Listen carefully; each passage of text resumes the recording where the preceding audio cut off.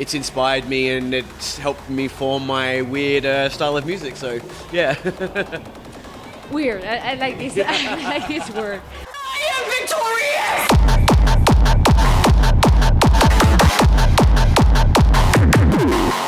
We know that you have like your own style, like dark style.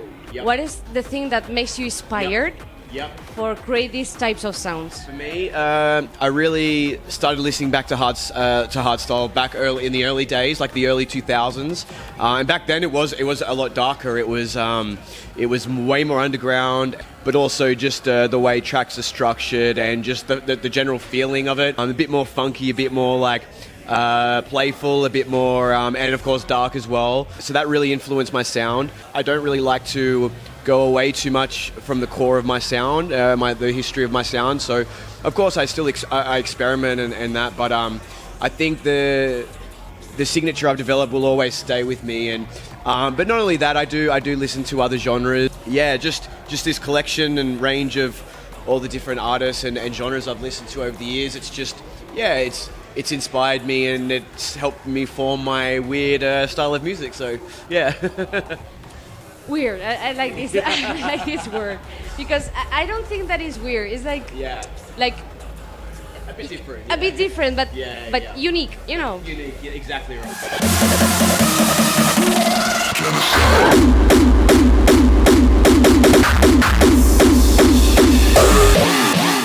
And you have another thing that is quite unique. Delete BIP. Yes. I can imagine that is a lot of work. You know, like every time you make like a delete BIP, you have to make like a new version of your songs and you know. Exactly, yeah.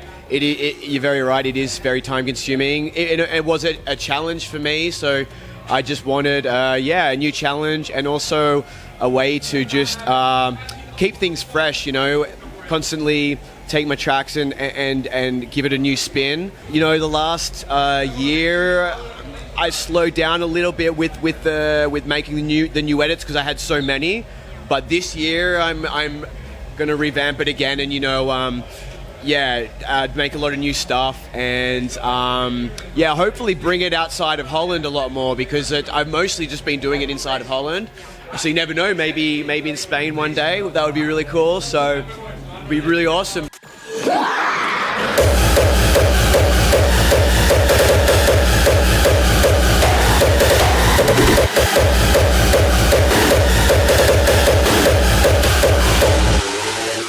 You are living in Holland? Yes. Right now? Yeah. But you are from? From Australia.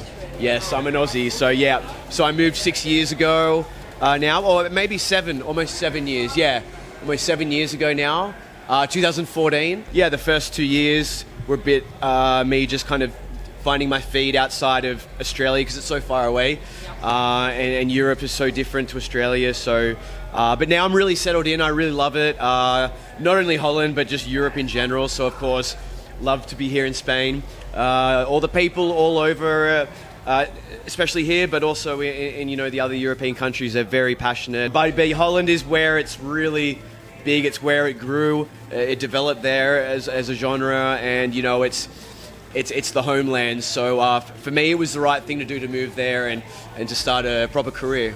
What is the next, evolution of Rust style in these years? I think what I've noticed is that it's getting more experimental, which is really good. And that's what I think I've always been a bit more experimental. And so I think the fans are really up for more experimentation. And you really notice that, especially with like the kicks, can get really weird sometimes and not really make sense even. But it's cool. Everything goes in a lot of kick switches and things like that. But also with the sound design, people really love just weird stuff that stands out. And I've always really liked that kind of more of a different sound design, like almost alien-like in a way. And that's when I'm really inspired by more of the bass genres, like drum and bass, and artists like Noisia, where it's all about just really like crazy sounds.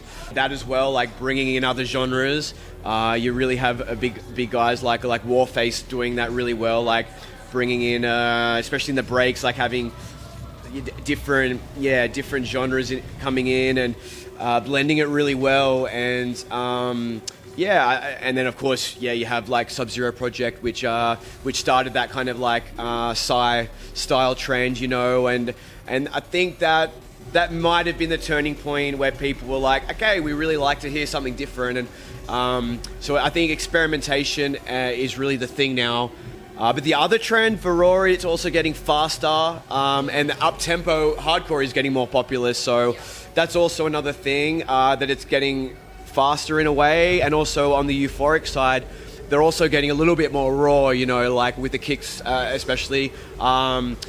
Still keeping their own thing, keeping it melodic, but not going too raw. But everything's getting maybe a little bit harder, which for me is fine. But at the same time, I would like hardstyle to go back to its early roots, which I also think it is. I think I've noticed, especially in the last 12 months, artists, especially the guys that have been around for longer, they're a bit more happy to go back to the roots a bit, like the latest TNT track, the latest Zartox track.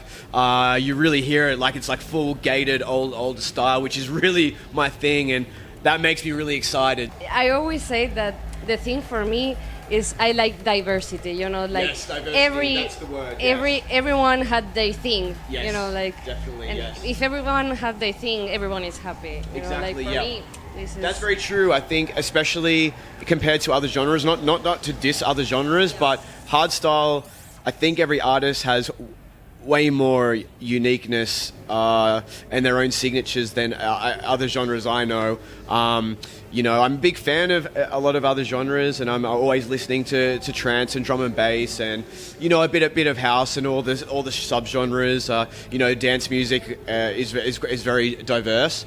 One artist will have like 8 different kicks in their track that will sound totally different to another artist that has 8 kicks in their track, and it's like, wow, they're really, you can really tell when their track is being played, and that's really exciting. And I felt really in maybe 3 or 4 years ago, more on the euphoric side, it was most people were trying to just do that really perfect polished sound, which is cool, and I admire that. But I think now people are realizing now it's a bit more about just having fun, getting outside the box, and having that sound that is different. And now everyone's really taking that a step further, and diversity is really becoming a bigger part of hardstyle as a whole. And I really like to see that the euphoric side is also getting a bit more closer to raw in that regard, just experimenting a bit and having a bit more fun with kick switching and stuff like that. So it's really cool. Diversity is key. I agree with that. How are you planning this 2020, for you? Yeah, for me, I have big plans. For me, my focus is just to release a lot of music, because in 2019, I didn't release much at all, only a few tracks. Maybe, I don't know exactly how many. No, it wasn't many. I could count on one hand. But I had the album before that in December. So, I guess going into 2019, it was still very fresh, and it did quite well. I was really surprised. I have a really dedicated fan base, and they really loved it.